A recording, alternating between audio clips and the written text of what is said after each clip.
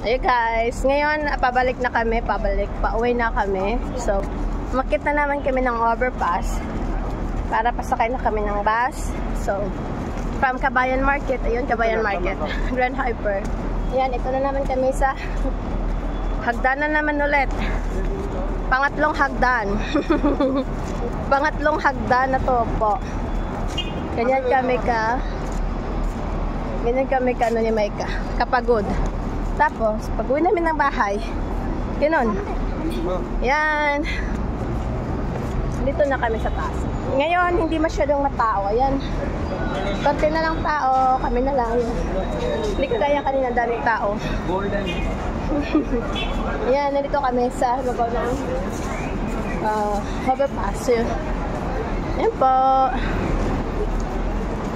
Wala na masyadong tao. Yan, sasakay kami ng bus doon.